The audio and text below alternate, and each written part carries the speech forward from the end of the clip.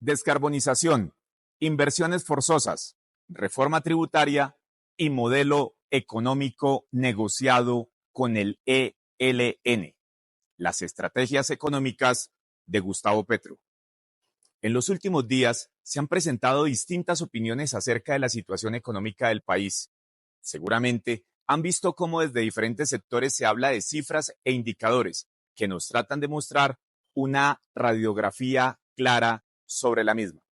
Pues bien, hace una semana se realizó el Foro por la Reactivación Económica en la ciudad de Manizales, en el que diferentes gremios y expertos se reunieron con el fin de fomentar estrategias para activar la economía.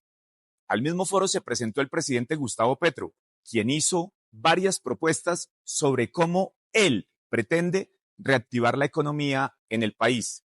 Entre sus propuestas están: 1. Llevar al país a la descarbonización y avanzar en energías renovables. 2. Inversiones forzosas. Y 3. Una reforma tributaria.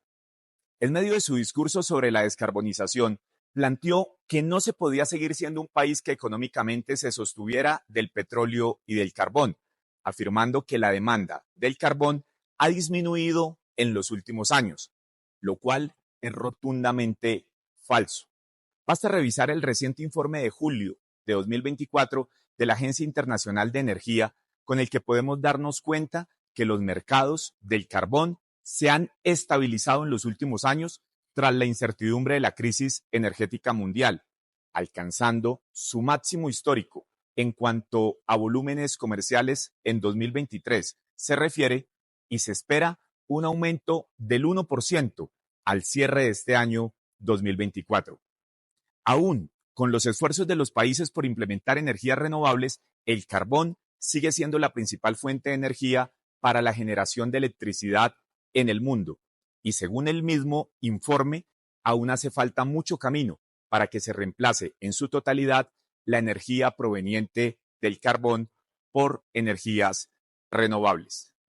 Claramente, la meta es que todos los países puedan llegar a cero en las emisiones de CO2, de gas carbónico, pero lo cierto es que dicha transición debe ser guiada para que no se desestabilice el mercado mundial energético y lleguemos a crisis energéticas aún peores de las que se han vivido en el mundo.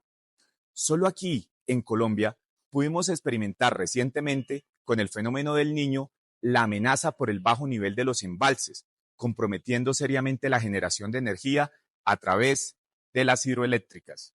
Claramente es importante en la transición para producir energías limpias fomentar la innovación e ir implementando proyectos que entren a competir en el mercado. Eso sí, sin dejar de garantizar la soberanía energética del país y la prestación ininterrumpida del servicio. No obstante lo anterior, el presidente Petro insiste en que Colombia debe iniciar una descarbonización a las carreras. Pretende lograr lo que ningún país ha logrado: depender únicamente de energías renovables. Ni China, el gigante asiático, lo ha logrado, siendo el mayor importador y consumidor de carbón, y aunque le ha apostado a las energías eléctricas, sigue siendo el país con mayor crecimiento en el mercado en dichas energías. China, en sus esfuerzos por innovar en mercados con energías que no emitan CO2, ha logrado un crecimiento, pero aún así sin poder disminuir el consumo de carbón, pues esto le traería una crisis energética. Pretender descarbonizar al país sin una transición seria, planificada y responsable es comprometer la producción de energía y, de paso, la industria y al sector privado, que tiene en la energía tradicional uno de sus insumos básicos e irreemplazables, por lo menos por ahora, para desarrollar sus actividades con las que se mueve el país y se generan empleos. Se necesitaría prender el acelerador para que en menos de lo que canta un gallo, el país tenga toda una industria de energías limpias equiparada con la del carbón. Nuestro país tiene un gran recurso, no renovable, como es el carbón, que puede exportar y con lo cual se puede favorecer la economía. Este recurso no renovable incluso puede ser la base o fuente de financiación que se aporte en la innovación de energías limpias, que sean competitivas, eso sí, en el mercado. Pero no podemos consentir que Colombia despescuece la gallina de los huevos de oro, como lo ha venido haciendo el gobierno nacional con Ecopetrol, lo que ha llevado a un descenso significativo en las utilidades de la compañía. Esta no es una transición conveniente para el país, si de quebrar esta empresa se trata. Y es que genera gran desconfianza que, por ejemplo, en su discurso en Manizales, el presidente Petro afirme que los precios de los petróleos livianos eran más bajos que los de los petróleos pesados, cuando en la práctica sucede exactamente lo contrario. El precio del petróleo liviano que se extrae en Arabia Saudita es mucho más alto que el de los crudos pesados de la Franja de Venezuela, por ejemplo. Para sostener su discurso, presentó un cuadro queriendo comparar los precios de energía que oferta Colombia, colocando el de energía solar solo en el 2024, como si en los años anteriores no se hubiera hecho nada en dicha materia, solamente para justificar en su cuadro la desestimación de la energía del carbón y subestimando además los avances de gobiernos pasados sobre energías renovables. ¿Debería el presidente Petro construir sobre lo construido?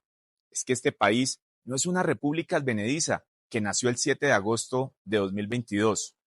Por ejemplo, la capacidad solar fotovoltaica instalada de 2018 a 2022, según la Agencia Internacional de Energías Renovables, se multiplicó, siendo en 2018 de 13 megavatios, pasando a 457 megavatios en 2022. Fíjense, por ejemplo, que en agosto de 2022, justamente en el Colombia, un grupo de servicios públicos que opera en América Latina comenzó la construcción de un parque solar de 132.2 megavatios en el departamento del Magdalena. Reconocemos la importancia que le ha dado este gobierno a la protección del medio ambiente y la propuesta de darles alivios tributarios a quienes innoven en energías limpias. Pero, presidente, no necesita destruir una industria productiva para apoyar en el crecimiento de otra. Por otro lado, como segunda propuesta y la que más ha generado polémica y controversia es la relativa a las inversiones forzosas.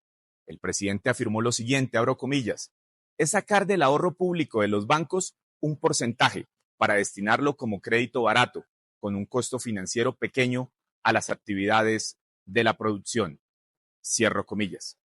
Es cierto que se trata de un mecanismo que ya ha sido utilizado anteriormente, sobre todo en los años 90 y actualmente en el sector agropecuario, aunque únicamente representado en títulos de desarrollo agropecuario TDA. Sin embargo, en esta ocasión la propuesta del presidente tiene una novedad, y es que el dinero del ahorro de los ciudadanos será administrado por el Estado para ofrecer el dinero a los sectores que más necesitan activarse económicamente. Esto, por supuesto, ha encendido las alarmas, pues ni este ni otro gobierno debería utilizar dinero de bancos que son el ahorro de los colombianos para ser administrados por el mismo Estado. Suena descarado, cuando menos, que después de los escándalos de corrupción que han conmocionado al país, se pretenda que los ciudadanos tengan confianza en el gobierno para que les administre su dinero. Lo que muchos podemos advertir es más corrupción y más burocratización, la política manipulando el ahorro de los colombianos, cuando nosotros decidimos dejar los ahorros en manos privadas, en manos de los bancos y no en manos del Estado. Ante los números rojos que reportan 11 de los 30 bancos, según cifras de la Superintendencia Bancaria, claramente es necesario que se propongan estrategias que reactiven las utilidades de los mismos y a su vez estrategias que alivien el sector que se ha visto afectado económicamente. Para esto, los bancos proponen estrategias de créditos en sectores como la vivienda, la manufactura, el sector agropecuario, el turismo, entre otros. De aplicarse la medida de inversiones forzosas, existen varias consecuencias, como podrían ser la reducción de créditos, el alza de las tasas de interés, la reducción también de utilidades y rentabilidad de los bancos, entre otras. Asimismo, la tercera propuesta del presidente consiste en presentar al Congreso una nueva reforma tributaria, en la que hasta el momento se sabe buscará nuevamente gravar sectores como el minero energético y quizás reducir impuestos a las energías renovables y al turismo. Esto de aumentar impuestos es supremamente grave. El gobierno al parecer no ha entendido que el bajo crecimiento de la economía en 2023 en términos del 0.6%, esto es casi que una recesión, y los bajos ingresos en las arcas estatales en este 2024 tienen que ver justamente con un decrecimiento de la economía por cuenta de la gravosa reforma tributaria de 2022. Por último, se ha conocido que el presidente Gustavo Petro hizo una propuesta confidencial al ELN, de la que después se conoció que dicha propuesta buscaría incluir como tema de diálogo el modelo económico del país. Según lo dicho por varios integrantes del partido del presidente Petro, la intención es cambiar el modelo económico colombiano, que no va a ser negociado por parte de los sectores económicos del país, sino con una guerrilla que se financia del narcotráfico. Si bien nadie dijo que hacer la paz sería una tarea fácil, nunca lo ha sido, no lo es, ni lo será, tampoco se pensó que el gobierno se arrodillaría tan fácil en las mesas de diálogo, dejando que sea este grupo armado el que a su antojo lleve la agenda, tiempos y condiciones de los diálogos de un proceso de paz frente al que el ELN no muestra voluntad de alcanzar la tan anhelada paz para los colombianos, sino de aprovecharse de un gobierno débil que ha debilitado también a la fuerza pública, mientras siguen siendo nuestros valientes y abnegados soldados y policías carne de cañón.